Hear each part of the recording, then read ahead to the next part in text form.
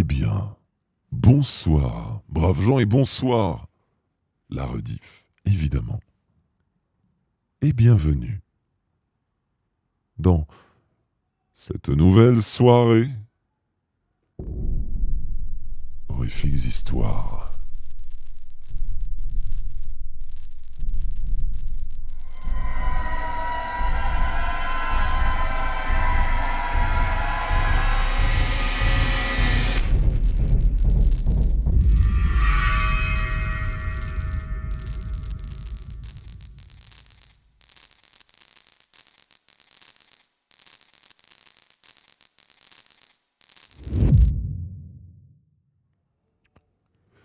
J'ai un rototo coincé dans la gorge. C'est très gênant.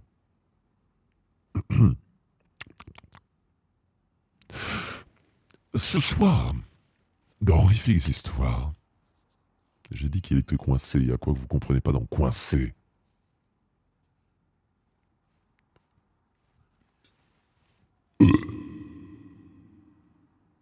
Décoincé. Bonne nuit d'avance, Tenderness. Merci beaucoup. Ce soir, après ce moment de poésie, toujours très coincé, hein. C'est la fatigue, jugez pas. Ce soir, dans Horrifiques Histoires, Petit Soldat, une nouvelle de Stephen King. Braves gens, bonne écoute.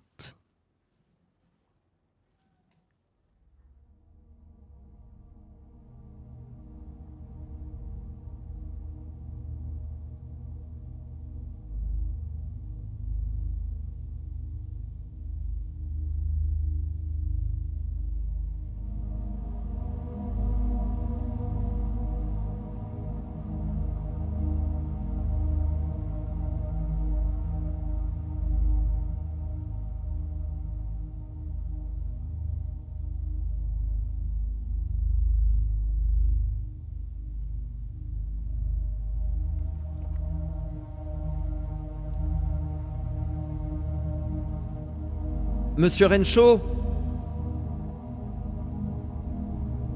Rappelé à mi-chemin de l'ascenseur par la voix du réceptionniste, Renshaw se retourna impatiemment, faisant passer d'une main à l'autre son sac de voyage.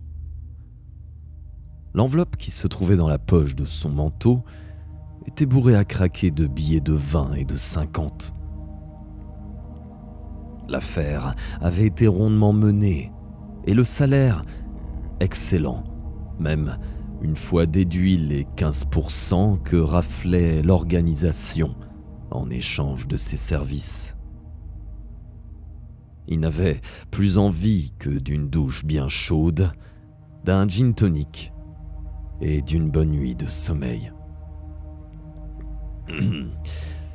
Qu'est-ce qu'il y a ? Un paquet, monsieur. Voulez-vous signer le reçu ? Renshaw signa, puis regarda pensivement le paquet rectangulaire.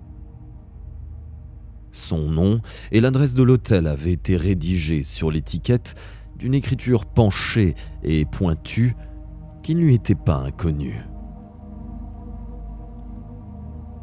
Il secoua le paquet sur le plateau en imitation marbre du bureau et entendit un petit cliquetis.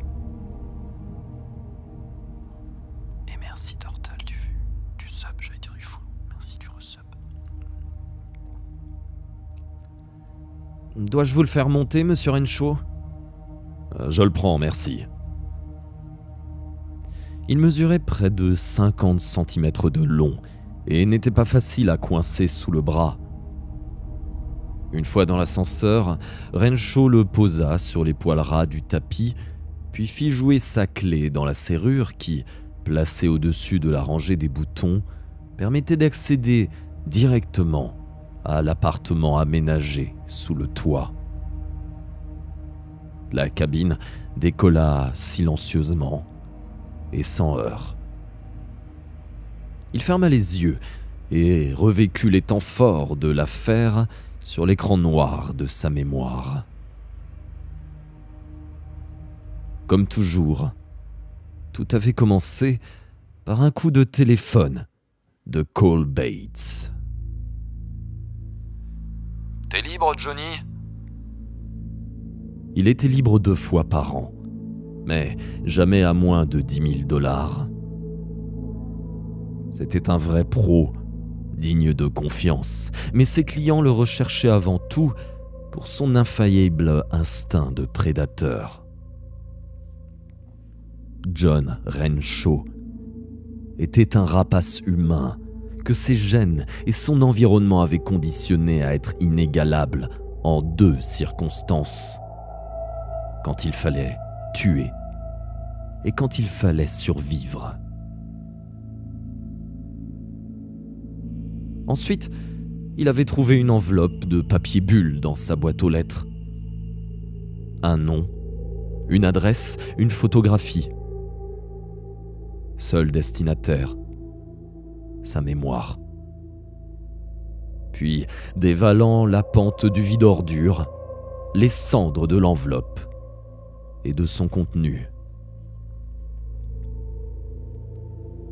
Cette fois-ci, la photographie lui avait montré le visage d'un homme d'affaires au teint bistre, un certain Hans Morris, fondateur et propriétaire d'une fabrique de jouets, la Morris Toy Company. Quelqu'un voulait se débarrasser de Morris et avait pris contact avec l'organisation. Et l'organisation, en la personne de Calvin Bates, s'était adressée à John Renshaw. Pan! Sans fleurs, ni couronne.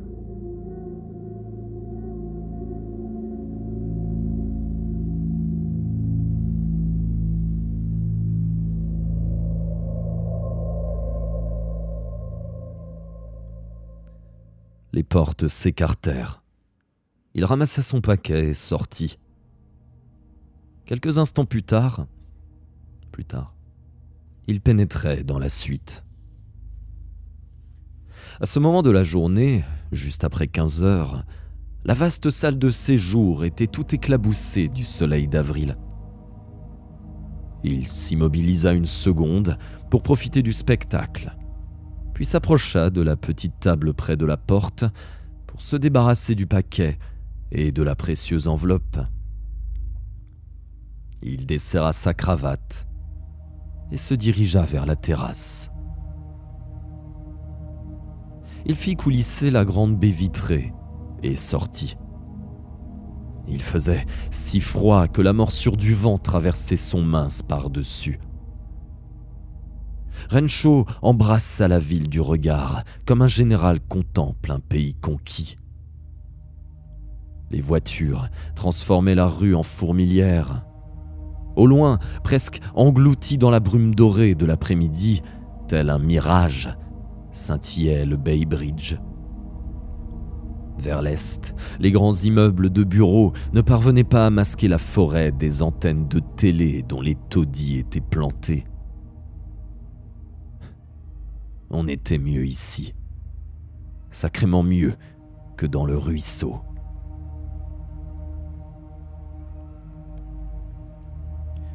Il rentra pour aller prendre une longue douche brûlante. Lorsque, 40 minutes plus tard, un verre à la main, il s'assit pour examiner enfin son paquet, l'ombre avait dévoré la moitié de la moquette lit de vin. L'après-midi tirait à sa fin. C'était une bombe. Non, bien sûr, ce n'en était pas une. Mais, en pareil cas, on commence par se méfier.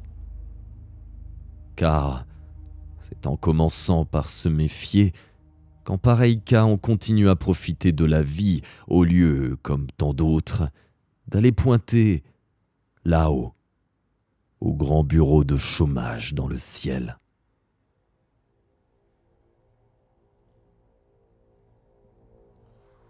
Et merci à Zamiam du follow. Bienvenue.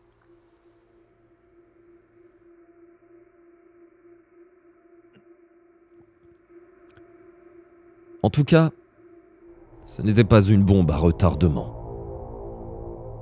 Elle était là, devant lui, silencieuse, narquoise, énigmatique.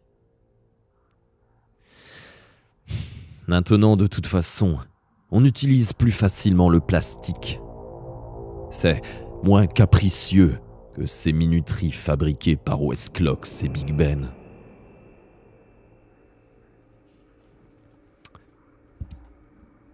Renshaw examina le cachet de la poste. Miami, le 15 avril.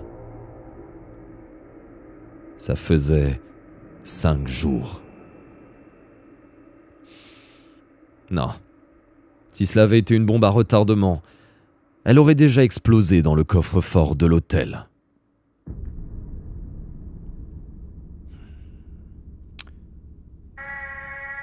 Miami. Vu. Et cette écriture penchée, pointue. Il avait aperçu une photo encadrée sur le bureau de l'industriel au teint bistre. Affublée d'un fichu, la vieille taupe avait la figure encore plus jaune que Maurice. En bas, coupant le coin, était inscrite cette dédicace. De la part de ton idéal féminin, ta maman. Et qu'est-ce que c'est ton idéal, ce coup-là, maman? Une petite massacreuse en kit?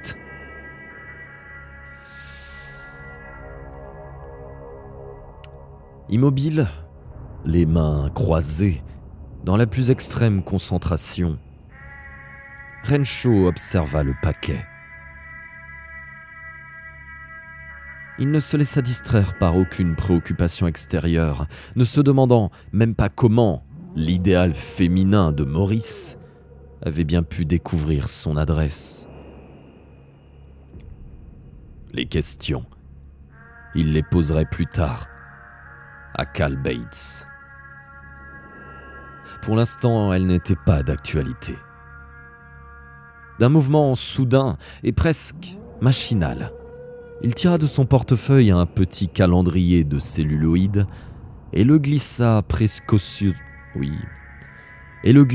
précautionneusement sous la ficelle qui emprisonnait le papier brun. Il souleva le morceau de scotch qui maintenait la dérabat de l'emballage. La pointe de papier se libéra, butant contre la ficelle. Il s'interrompit, l'œil aux aguets, puis se pencha pour flairer le paquet. Du carton, du papier, de la ficelle, rien d'autre.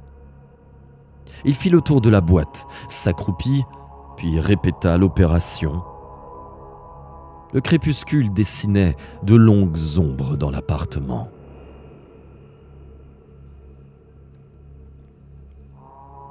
Et bonsoir, Spirit, j'ai trop mal au doigt. Et merci pour le follow. Bienvenue. Et coucou Nico Balls. Nico Ballz. Merci beaucoup. Et bon repos à toi aussi.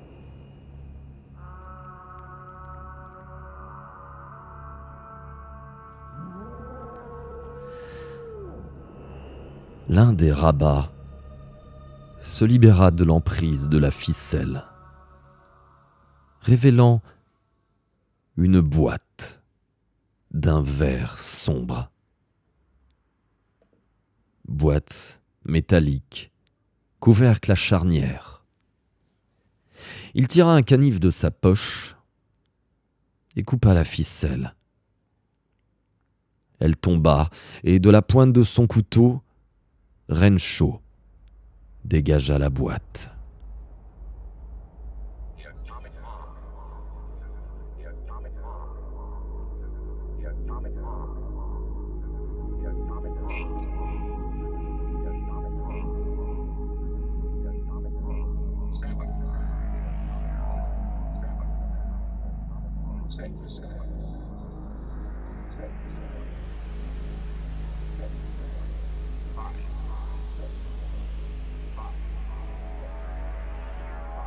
en blanc, sur le fond vert, se découpaient ces mots. G.I. Joe, boîte Vietnam. Et juste en dessous, en noir, figurait cette liste. 20 fantassins, 10 hélicoptères, 2 hommes avec mitrailleuse, 2 hommes avec bazooka, 2 ambulanciers, 4 jeeps. Puis, encore en dessous, un drapeau en décalcomanie. Tout en bas, dans un coin, Maurice Toy Company, Miami, Floride.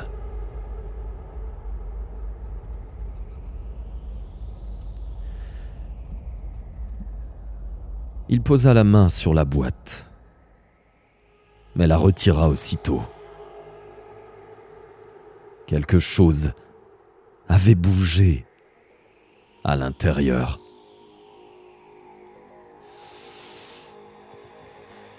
Renshaw se leva, puis, posément, traversa la pièce en direction de la cuisine et de l'entrée. Il fit de la lumière. La boîte G.I. Joe remuait, faisant glisser sous elle le papier brun. Soudain, déséquilibrée, elle tomba sur la moquette avec un bruit sourd, atterrissant sur la tranche. Le couvercle s'entrebâilla de quelques centimètres.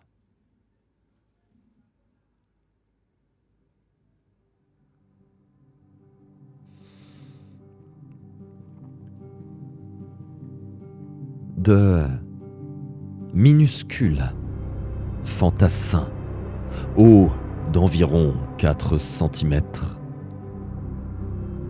s'échappèrent en rampant de la boîte. Renshaw les observa sans scier. Son esprit ne perdit pas de temps à mettre en doute ce qu'il voyait.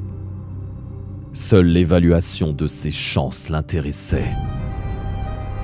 Chaque minuscule soldat portait un treillis, un casque et un paquetage.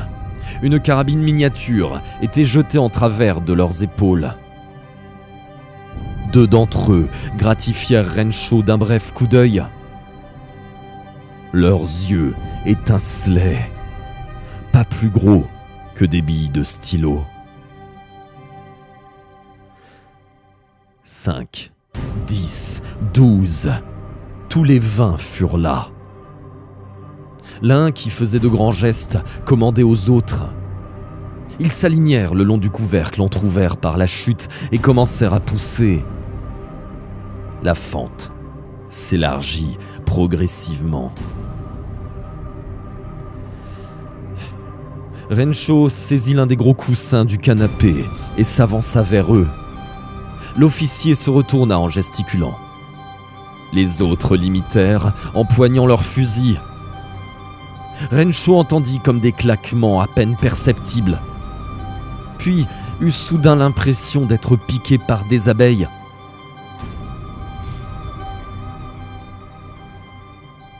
Il jeta le coussin. La masse balaya les soldats, puis rebondit contre la boîte qu'elle ouvrit toute grande.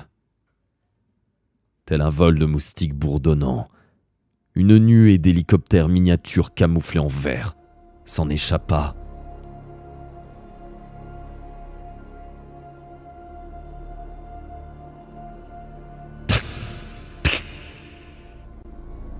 Au moment où les infimes déflagrations parvenaient à ses oreilles, Renshaw vit, au milieu des portes ouvertes des hélicoptères, les éclairs que crachaient les gueules grandes comme des têtes d'épingles. De petits dards s'enfoncèrent dans son ventre, dans son bras droit et dans son cou. Sa main fondit sur l'un des engins, l'attrapa. Une onde de douleur parcourut ses doigts. Le sang jaillit. Les pales tourbillonnantes avaient entaillé ses phalanges jusqu'à l'os, dessinant dans sa chair des diagonales écarlates. Les autres hélicoptères quittèrent un à un l'alignement pour commencer à tourner autour de lui comme des tans. Celui qui l'avait fauché piqua sur le tapis et s'écrasa. Une douleur fulgurante traversa son pied. Renshaw ne put réprimer un cri. Grimpé sur sa chaussure, l'un des fantassins lui tailladait la cheville à coups de baïonnette. Haletant et grimaçant, le minuscule visage le regardait. D'un coup de pied, Renshaw l'envoya se fracasser sur le mur, de l'autre côté de la pièce. Ce ne fut pas du sang qui coula, mais un liquide pourpre et visqueux. Il y eut une explosion, presque un éternuement, et une sensation atroce lui déchira la cuisse. L'un des servants s'était posté à côté du nécessaire, et un panache de fumée s'échappait paresseusement de son bazooka. Renshaw examina sa jambe et aperçut dans son pantalon un petit trou noir et fumant de la taille d'une pièce de monnaie. Dessous, la chair était carbonisée. « Oh, il m'a eu, ce petit salaud !» Il traversa l'entrée en courant, se précipita dans sa chambre. L'un des hélicoptères frôla sa joue. Une mitrailleuse crépita. Puis, il s'éloigna. Le 44 Magnum qui se trouvait sous son oreiller était assez puissant pour faire un trou gros comme le poing dans n'importe quelle cible. Renshaw fit volte-face, tenant le revolver à deux mains. Froidement, il prit conscience qu'il devait abattre une cible mouvante, pas plus grosse qu'une ampoule électrique.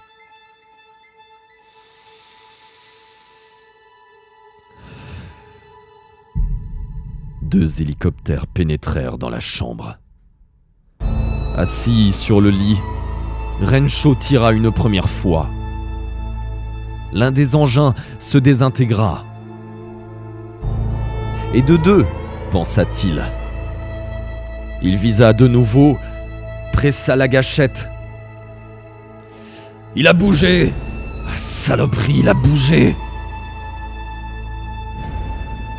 Décrivant un brusque arc de cercle, l'hélicoptère fondit sur lui, faisant tournoyer ses rotors à une vitesse hallucinante.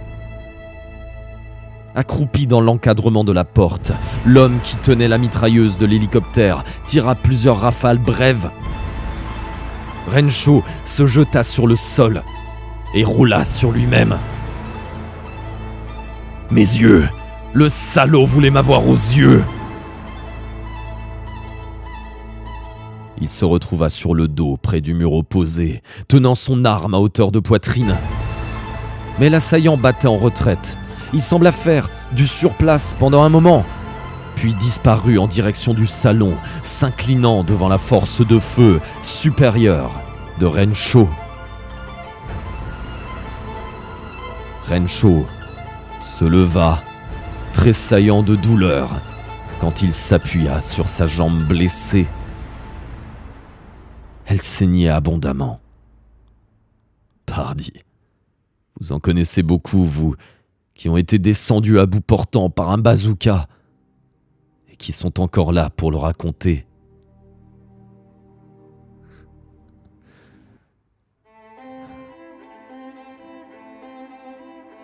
Alors comme ça, maman était son idéal féminin. Ce n'est rien de le dire.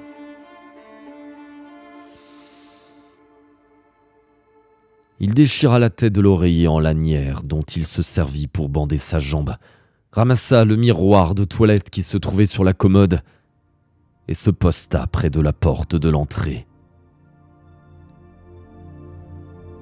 Il s'agenouilla, puis posa le miroir sur le tapis, l'orientant de façon à pouvoir tout observer.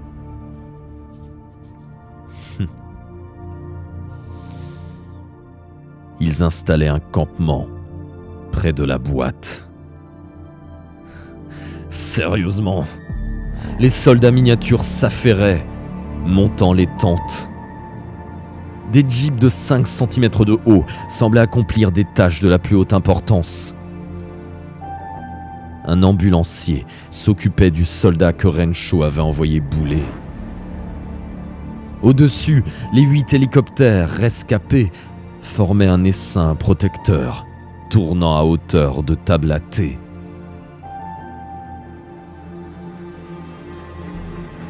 Soudain,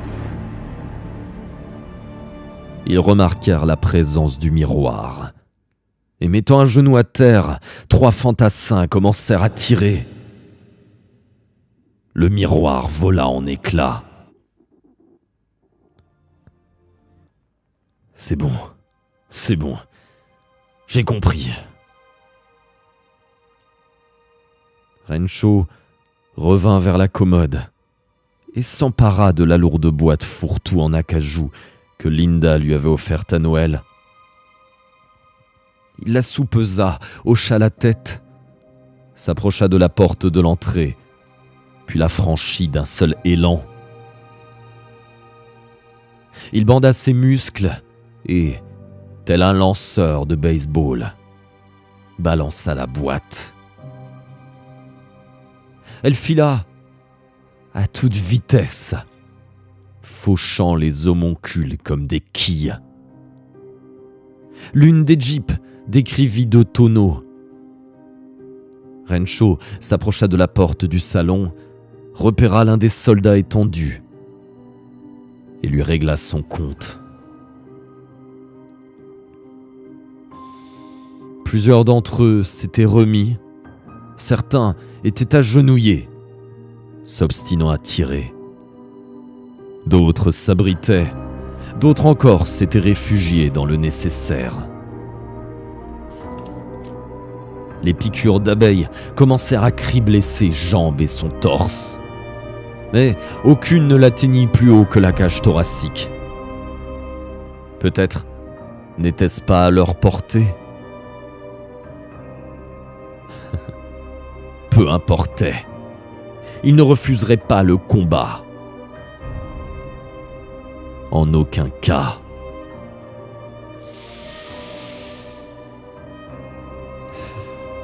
Il manqua son tir suivant.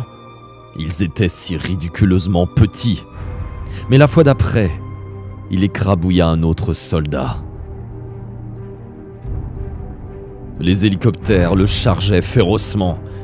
Maintenant, les balles minuscules se fichaient dans son visage, au-dessus et au-dessous de ses yeux. Il abattit l'engin de tête, puis le second. Des éclairs de douleur l'aveuglèrent. La formation se dédoubla pour battre en retraite. Il épongea de l'avant-bras le sang qui coulait sur son visage.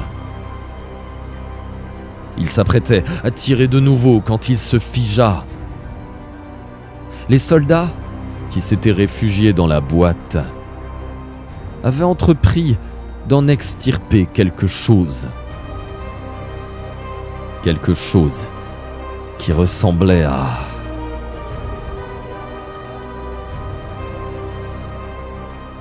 Il y eut une flamme jaune, un crépitement. Une gerbe de bois pulvérisé et de plâtre jaillit du mur sur sa gauche. Un lance-roquette. Il le mit en joue, le manqua, fit volte-face et se précipita vers la salle de bain, tout au bout du couloir. Il claqua la porte, la verrouilla. Le miroir lui renvoya l'image d'un Indien rendu fou par la bataille, au visage couvert de petites stries de peinture rouge dégoulinant d'alvéoles, où l'on eût à peine pu loger un grain de poivre. Un lambeau de peau pendait encore à sa joue. Un profond sillon était creusé dans son cou.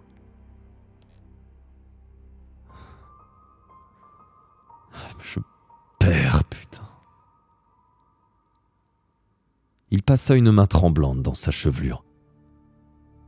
Ils avaient coupé l'accès à la porte d'entrée, l'accès à la cuisine et au téléphone. Et ils avaient ce satané lance-roquette. Un coup bien ajusté pouvait lui arracher la tête. Bon sang, celui-là ne figurait même pas sur la liste. Il avala un long trait d'air, puis le recracha dans un grognement soudain, car un morceau de la porte, à peine plus gros que le poing, venait de voler en éclats. De brèves flammes brûlèrent le bord déchiqueté du trou.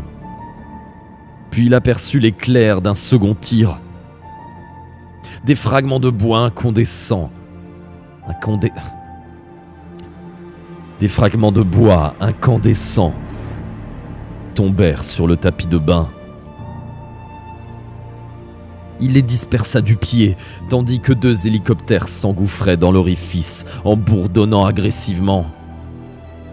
Les mitrailleuses lui dardaient la poitrine. Avec un rugissement de rage, Renshaw gifla l'un des appareils de sa main nue. Les pales se plantèrent dans sa paume comme des piquets de clôture.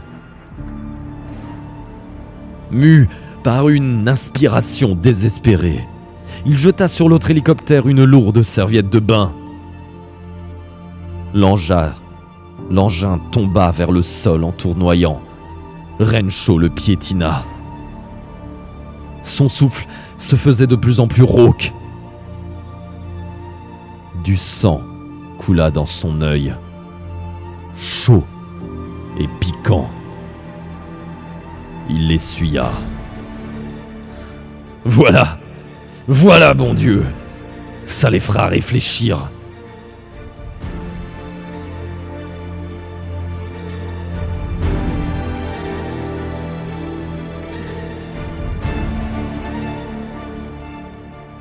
Et en effet, cela sembla les faire réfléchir. Ils se tinrent tranquilles pendant un quart d'heure. Renshaw s'assit sur le rebord de la baignoire, de fiévreuses pensées se bousculant dans sa tête. Il fallait trouver une issue à cette impasse. Il devait y en avoir une. S'il y avait seulement un moyen de biaiser. Il repéra la petite lucarne au-dessus de la baignoire. Il y avait un moyen. Bien sûr qu'il y en avait un. Il y avait un flacon d'éther sur l'armoire à pharmacie. Il s'apprêtait à s'en saisir quand un frottement attira son attention. Il se retourna brusquement, braquant son magnum. Mais ce n'était qu'un petit bout de papier qu'on venait de glisser sous la porte. Renshaw remarqua avec une grimace sarcastique que l'interstice était trop étroit pour que l'un d'eux puisse passer. Le morceau de papier portait 2 mots tracés en lettres minuscules. « Rends-toi !»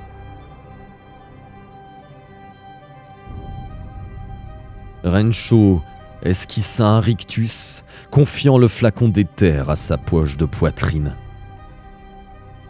Du même geste, il en extirpa un bout de crayon mordillé. À son tour, Il griffonna 2 mots au dos du papier qu'il retourna à l'envoyeur. « Des clous !» Aussitôt, la salle de bain fut pilonnée par les roquettes et Renshaw dut reculer. Elle fusait par le trou ouvert dans la porte, puis explosait contre le carrelage bleu pâle au-dessus du porte-serviette, transformant le mur coquet en une maquette de paysage lunaire. Renshaw se protégea les yeux de la main, tandis que le plâtre s'effritait sous la brûlante volée d'obus. Perçant de petits trous fumants dans sa chemise, les balles criblèrent son dos.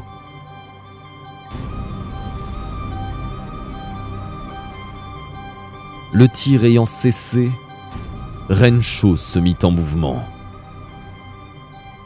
Il grimpa sur la baignoire et ouvrit le vasistas.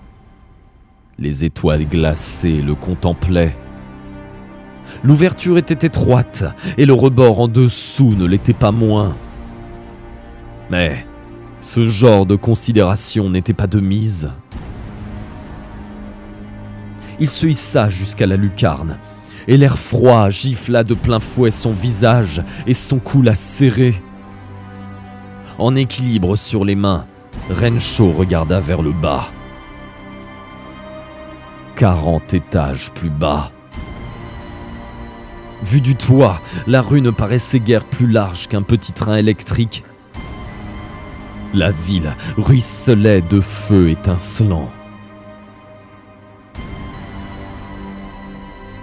Avec l'apparente facilité d'un gymnaste entraîné, Renshaw ramena ses jambes sur le rebord du vasistas. Si l'un de ces hélicoptères, gros comme des guêpes, se faufilait maintenant par le trou de la porte, il suffirait d'une seule balle et il ferait le grand saut.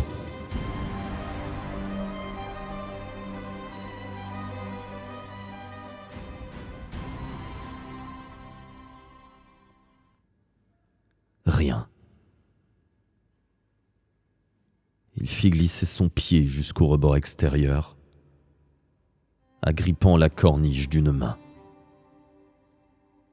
Une seconde plus tard, il était debout, au-dessus du vide.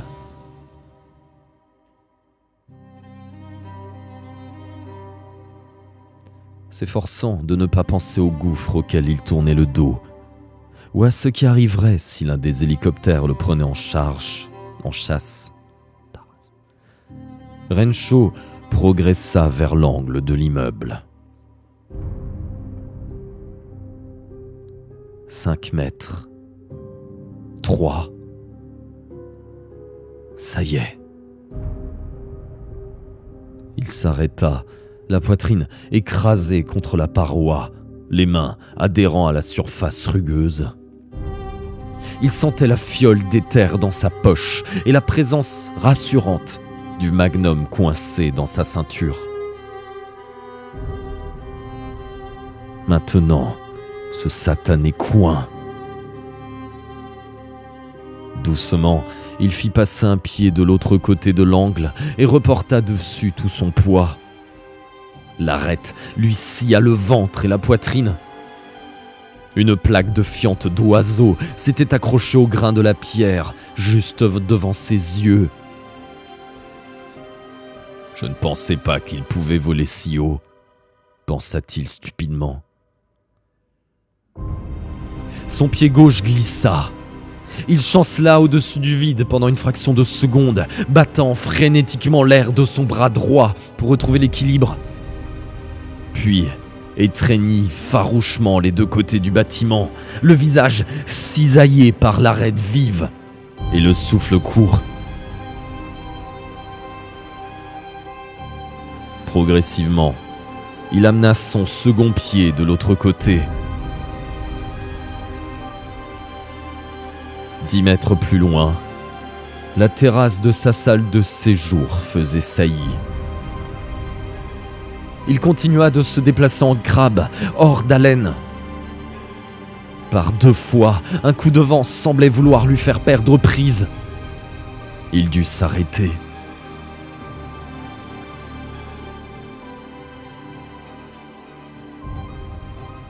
il tenait enfin la balustrade de fer forgé.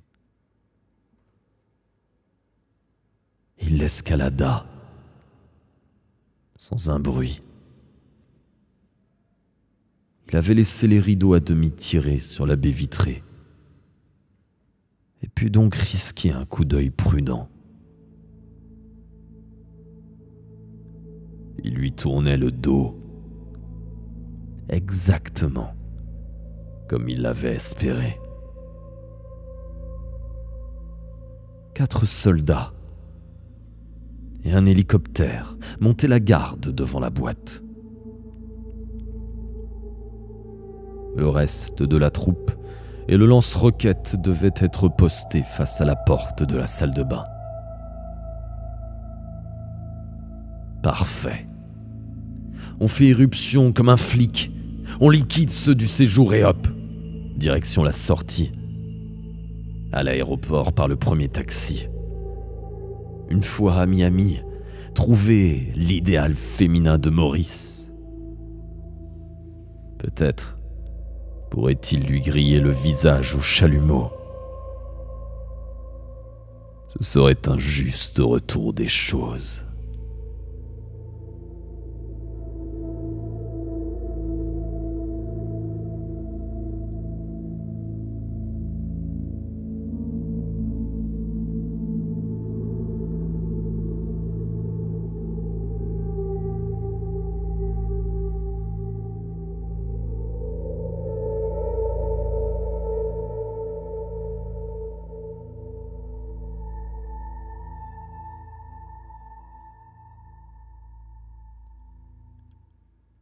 Il ôta sa chemise et arracha une longue bande de tissu à l'une de ses manches. Il laissa tomber la loque à ses pieds, puis fit sauter le bouchon du flacon d'éther. Il y enfonça une partie de la bande, la retira, puis inséra l'autre extrémité du lambeau de tissu dans la petite bouteille, d'où sortait ainsi une mèche imbibée d'éther d'environ 10 centimètres.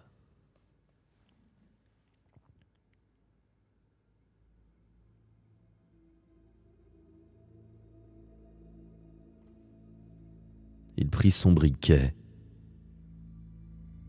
inspira profondément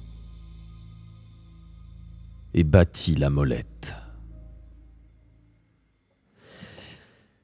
Il enflamma le tissu, fit glisser la baie vitrée et plongea dans le salon. Et merci beaucoup du follow Ben RSSL3 et bienvenue. Merci du follow.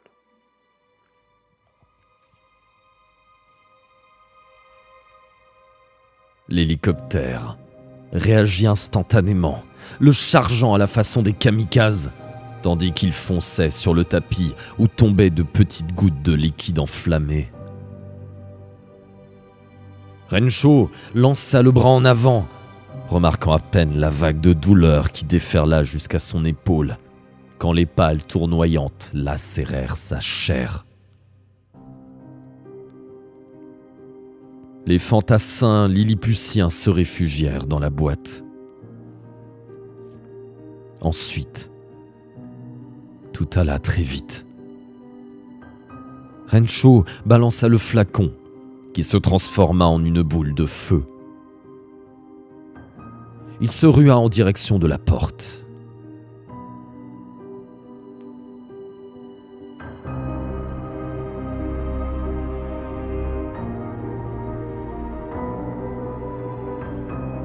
Il ne sut jamais ce qui lui était arrivé.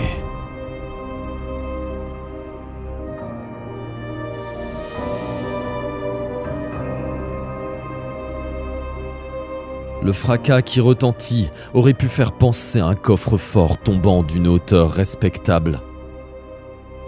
Seulement, la vibration se propagea jusqu'aux fondations de l'immeuble, ébranlant la carcasse métallique comme un diapason.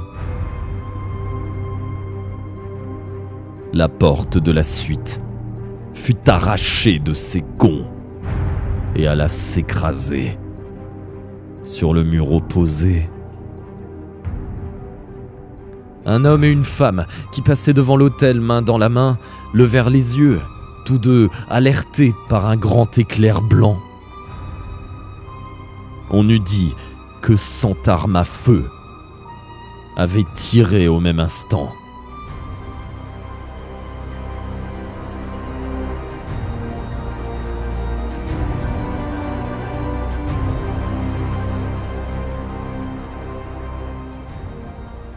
Quelqu'un a fait sauter les plombs, dit l'homme. Enfin, je suppose. Qu'est-ce que c'est que ça ? Demanda la jeune fille.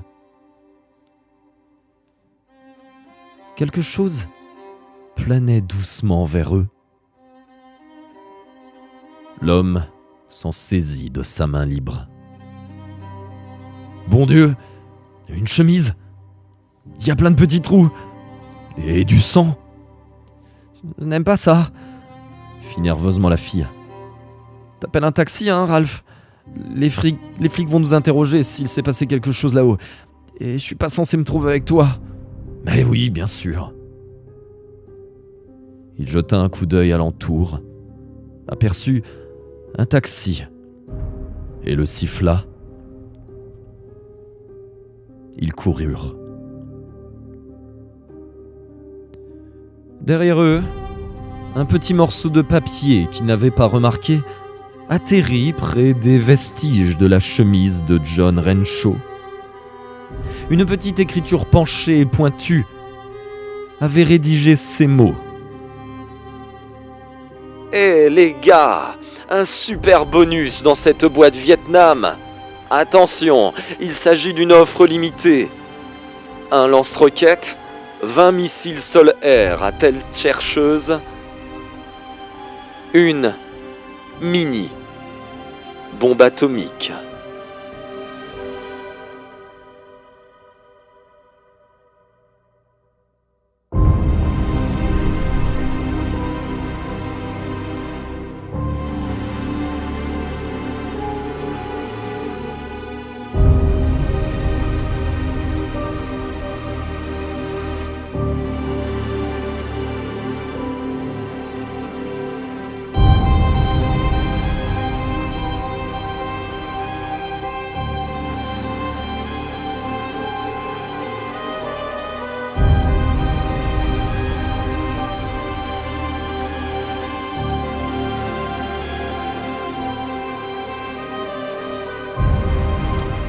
Et voilà qui marque la fin de cette histoire avec un magnifique foreshadowing. Si ça s'appelle comme ça, d'Amorier. GG. Et voilà qui marque la fin de cette saison d'Horrifique Histoire. Merci beaucoup pour les claps. J'espère que vous avez kiffé cette nouvelle, quelque peu plus légère que d'habitude, je pense.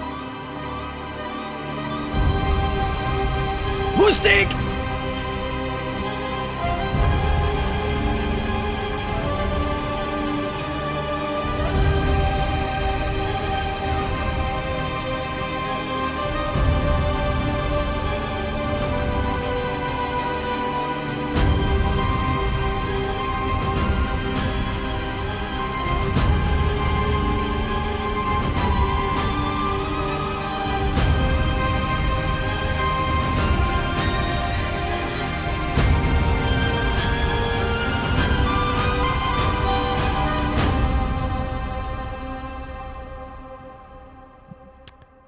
Et voilà. Ah ouais.